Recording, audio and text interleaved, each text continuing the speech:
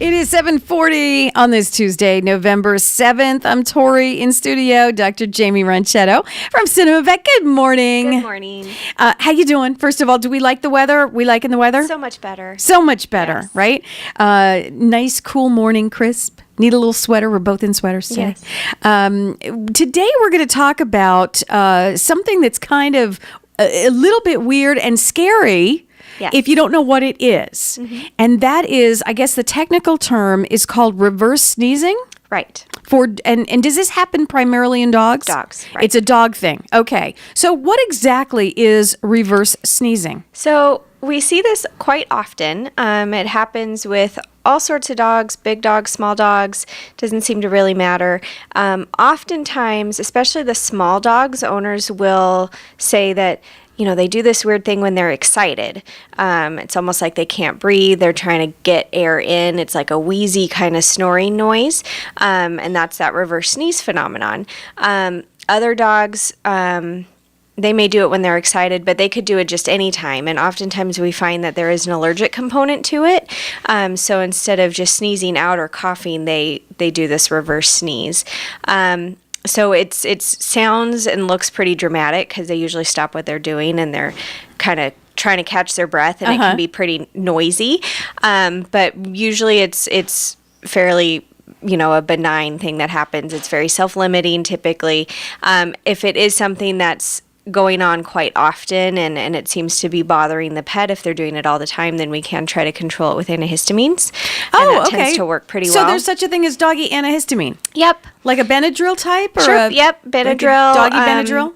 You know, chlorpheniramine, hydroxyzine, all of those things. Typically, they're similar to what we would use. They're just at different dosages. Gotcha. So you come to the vet. You don't go over the counter to get your doggy any kind of antihistamine. You got to go to come see us first, Cinema Vet. and we can talk about what's going to be best for them. Absolutely. Gotcha. But it is scary to see something like that. You just don't know what's happening. Exactly. It is pretty scary because it does seem very dramatic, you know, like they can't catch their breath or they're wheezing, they're snoring. You know, it seems very uncomfortable, but usually they're not too bothered by it. Is there any way you can fix it other than antihistamines? Is there any kind of,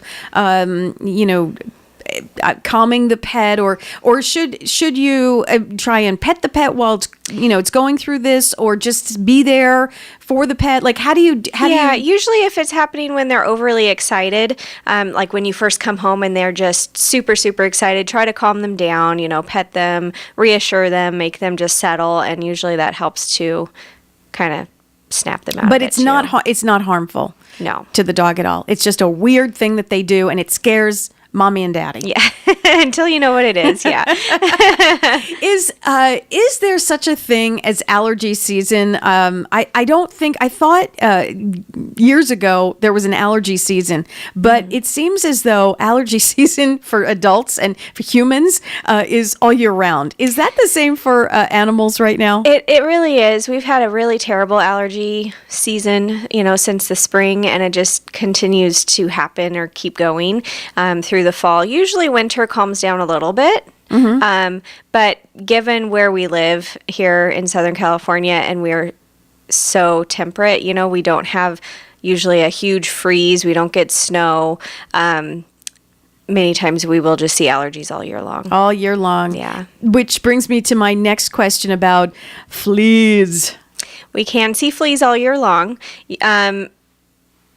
Sometimes we won't see them as much in the winter. Again, if we get a good freeze or something like that, then we don't typically see them, but it is possible to see them any time of the year. Is there any place in the SCV that it's more prevalent than others? Have you seen in certain sections of SCV? I do think there are some pockets that may be worse. I think a lot of it just depends on the pet's lifestyle. So those pets that may be going out a lot more with their owner, on hikes, out in, nature trails and things like that, then I think they may be more prone to picking up things like fleas. But I do recommend just monthly flea preventative for everybody. And what about ticks? Is that a huge problem here in the SCV? We do see them. We do see them. Again, I think it's more of a lifestyle if they are out on those nature trails and in the bushes and things like that, then they're going to be more prone to potentially picking them up. And once you take a hike with the dog, good idea to check over as soon as you come home. Just give a once over. Absolutely. For any kind of ticks and whatever.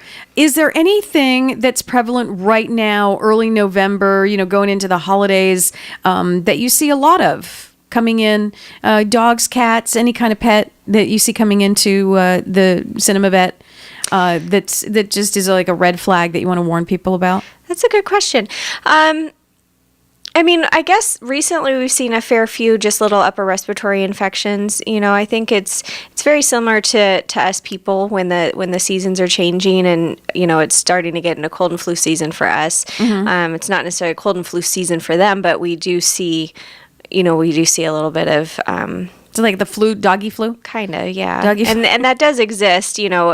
That's more, they see some flu outbreaks in shelters and things like that. So just being aware of any kind of coughing, sneezing, nasal discharge, lethargy. Yeah, I was going to say tired. That's my first go-to. Yeah. When I'm tired, I know something's going on. Something is going on. Next time you are here, I can't wait to talk to you about the holidays. Yes. Because we need to talk about scrap food. Thanksgiving and Christmas, and there are all kinds of goodies around, and we got to make sure the pets are safe, because really overall pets shouldn't have goodies. Right. But we're going to get real specific next time you come in, and we're going to talk about all the goodies they shouldn't have and what's going on. And I think there are some plants they shouldn't be around as well. I think poinsettias are a no-no, and so we're going to talk about all of that coming up next time in 2 weeks when you come back. Sounds good. Dr. Jaimie